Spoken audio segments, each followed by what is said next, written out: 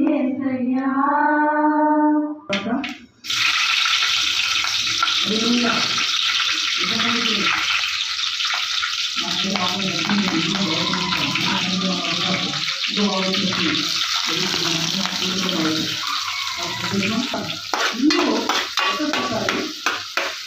కట్టాలంటే బండ మీద కట్టాలట.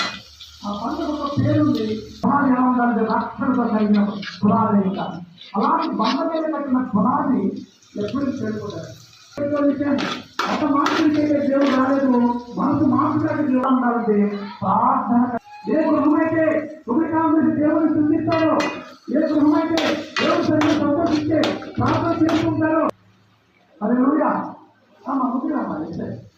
గమనించండి. మొట్టమొదటి ఏ గృహమై ఉండాలి చేశారు. ఆయన ఇచ్చారు కాబట్టి అబ్రహాం గృహంలో తండ్రి కుమార పరిశుద్ధాత్మక దేవుడు దర్శనం ఇచ్చారు. ఆసక్తి దేవుడు ఆసక్తి కలిగిన వారు అబ్రహాం